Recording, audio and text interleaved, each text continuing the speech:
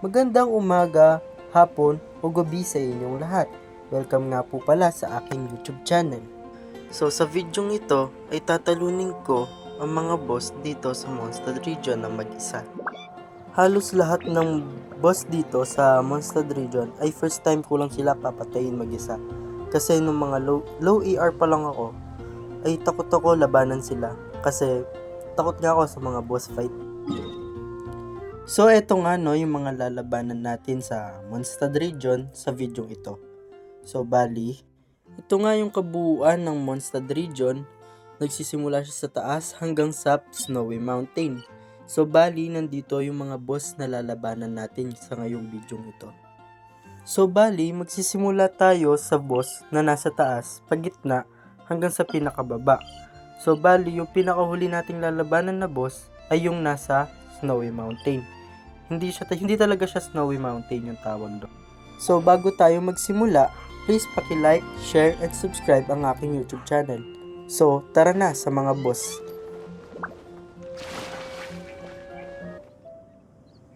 So yun no guys, bali nandito na tayo sa lokasyon ng boss na lalabanan natin for today's video. So bali yung tawag dito sa boss na to ay ang Anemo Hypostasis. Bali tawag ko dito ay ang Anemo Cube. So bali yung kapangyarihan nito ay yung hangin. Bali lalabanan natin siya gamit yung Apollo at Electro. So tara, magsisimula na yung laban. So guys no, bali first time ko lang lalabanan tong boss na to. Kasi nung mga time na low AR pa lang ako ay hindi ako yung lumalaban dito sa mga type na boss na to. Yung mga kaibigan ko yung mga lumalaban dito. Tapos di ko man alam yung mga attack pattern nitong type na boss na to. So bali wala akong idea kung ano yung nilalabas ng mga skill. Kaya huwag nyo akong i-judge na hindi ako marunong kasi ipapatulong lang din ako sa mga kaibigan ko.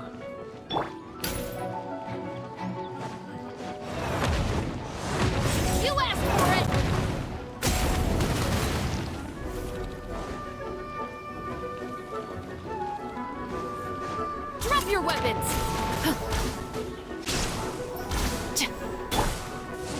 There is no escape! Emerge, right now.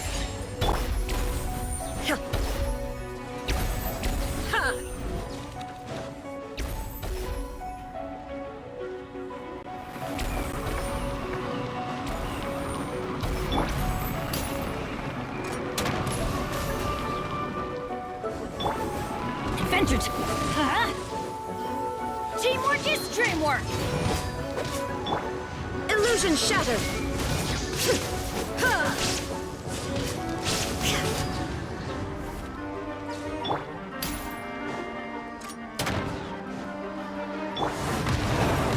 Let's light it up! Emerge!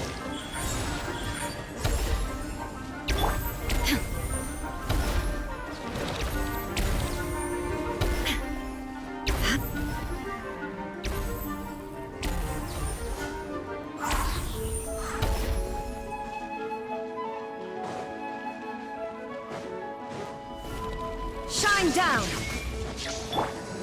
Stop right there!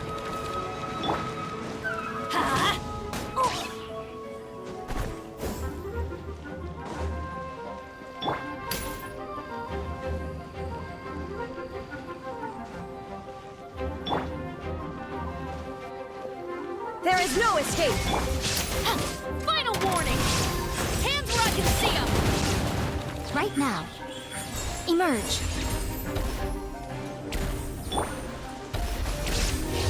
Inazuma shines eternal!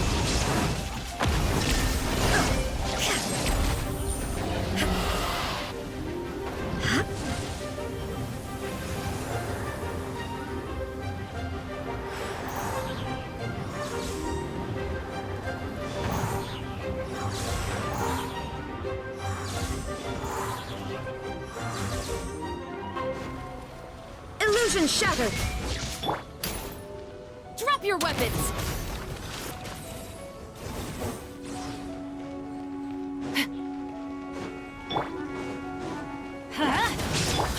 There is no escape! So yun na nga no guys, bali natalo na yung pinakaunang boss sa video ito, yung Anemo Hypostasis or yung tinatawag ko na Anemo Cube. So bali next boss naman tayo, yung lalabanan natin ay yung nasa bandang gitna. Ito siya banda, yan. Diyan banda yung lalabanan natin. So yun no guys, bali nandito na tayo sa pangalawang location ng boss na lalabanan natin. So bali yung tawag dito sa boss na to ay tawag ko pala sa boss na ito ay ang Cryo 3. Kasi yellow siya na puno na gumagalaw. Kaya tawag ko sa kanya Cryo 3. Pero meron siyang tawag na iba. Di ko lang mabigkas yung na maayos. So bali ito yung pinakamadaling boss na nalabanan ko sa Mondstadt region. So bali halos dali ko lang mapatay tong boss na to. Makikita niyo sa video kung bakit ko sinasabi na napakadali lang. Everybody stand back! Right here, right now. Emerge. I'm always watching. Now you shall perish. Shine down. So yun no guys, bali sandali lang na matay yung boss na ito kasi ito yung pinakamadaling boss dito sa Mondstadt region. So bali sa susunod naman na boss na lalabanan natin. So nandito na tayo sa pangatlong location na boss na lalabanan natin. So bali dito sa boss na to ay ang tinatawag na Electro Hypostasis. So bali katulad lang siya ng pinakaunang boss kaso yung kapangyarihan ay ang Electro. So bali papalitan natin yan yung main character natin ng ibang character kasi yung kapangyarihan ng Electro ng cube na to hindi tumatalab yung attack ng mga character natin, kaya papalitan natin sila ng ibang character.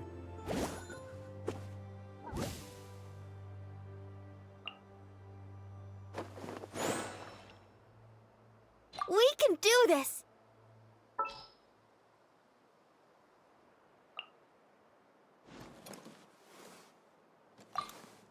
I will protect you.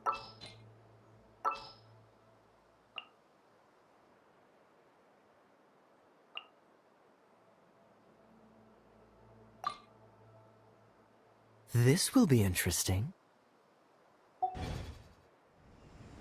So yun na nga guys, bali Final warning.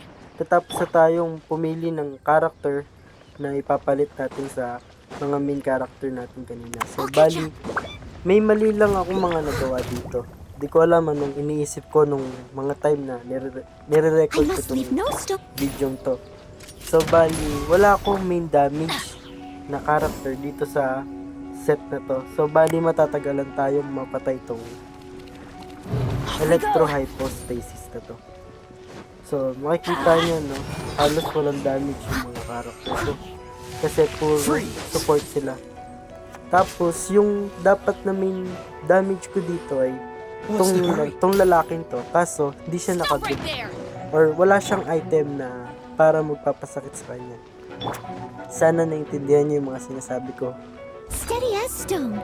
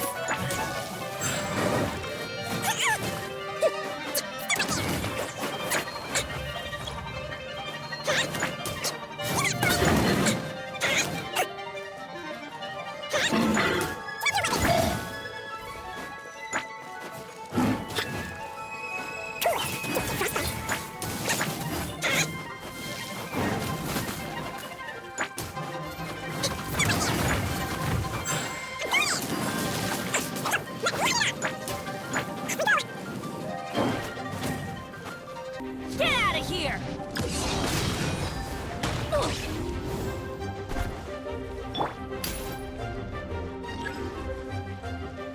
Drop your weapons!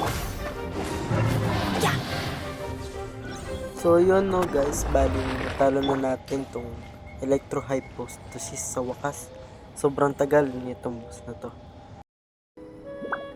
So no guys, bali nandito na tayo sa pang-apat nating location na boss. So bali yung lalabanan natin dito ay ang Cryo Hypostasis. So bali yung kapangyarihan nito, syempre Cryo, yellow yung kapangyarihan niya. So bali bago tayo magsimula ay bubuksan muna natin yung mga pampainit dito sa lugar na to. Kasi nasa Snowy Mountain tayo. Syempre yung mga karakter natin lalamigin pag di na ka-absorb ng init. So bali bubuksan lang natin tong mga to, no?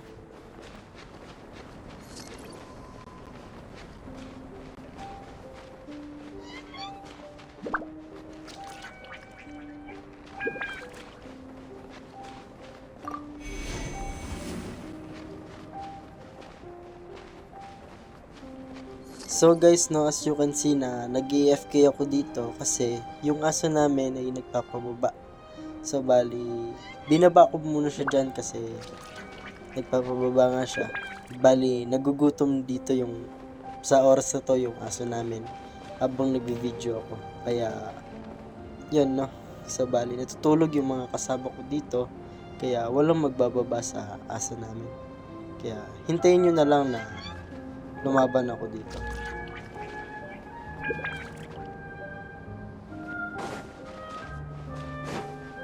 There is no escape!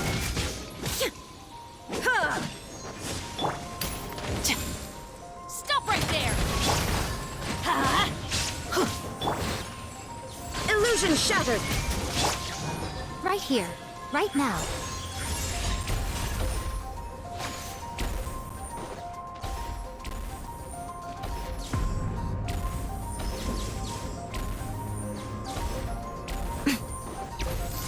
Emerge.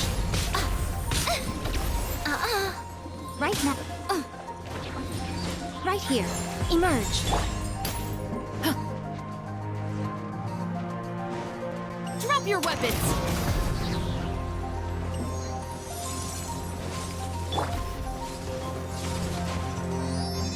Right now. Right here. Justice will prevail. Teamwork is dreamwork. Let's light it up. Inazuma shines eternal!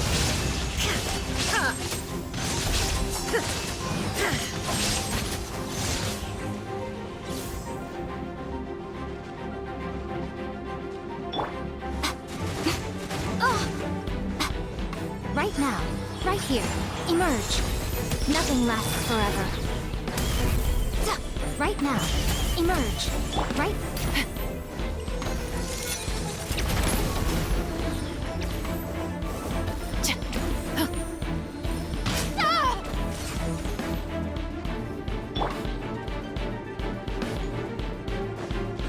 Emerge, right now. Final! Do not attempt to resist! Drop your weapons!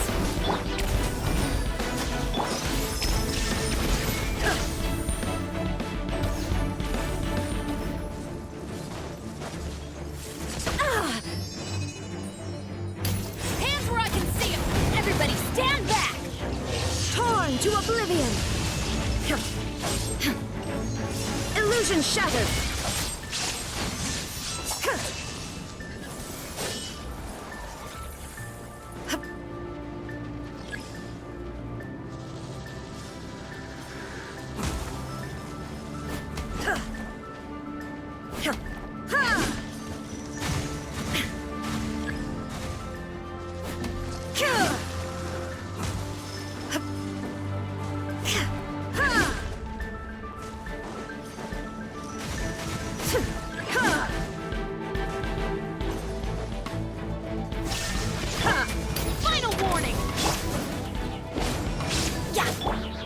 Right here.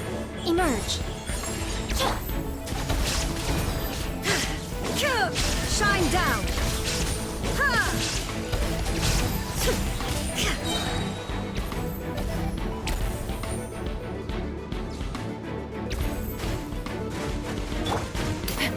Stop right there. Right now. Right here. Emerge.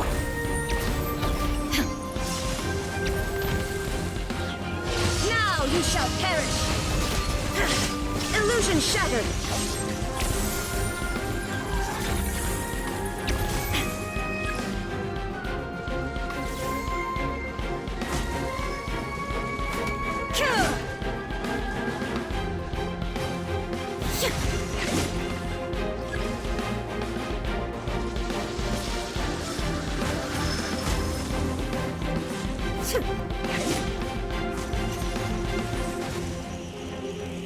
I'm going in! I'm always watching. Right now. Emerge. Right here. Drop your weapons! There is no escape! So yun no guys, bali natalo ko lahat ng boss dito sa Mondstadt region. Ay, sa wakas natapos din. So bali halos lahat ng cryo or anemo and electrocube ay first time ko lang sila nilabanan, pero except dun sa ano na yun, sa yellow na puna, kasi ayun palaging pinagpa-practicean ko yun sa yun nga sa character ko. So palagi kong nilalabanan yung puno dito, kaya hindi ko first time na nilabanan yung pangalawang boss dito sa Mondstadt region. So yun no, bali hanap na lang tayo ng pwesto na pag-outrohan ko. So bali dito na natatapos yung video natin sa araw na ito no. So please huwag niyong kakalimutan mag-like, share and subscribe sa aking YouTube channel para makasama niyo pa ako sa mga susunod na journey ko dito sa YouTube channel na ito. Please mag-comment kayo kung anong gusto niyo mga susunod na boss na ating lalabanan. So please, peace out. Goodbye. Torn to oblivion!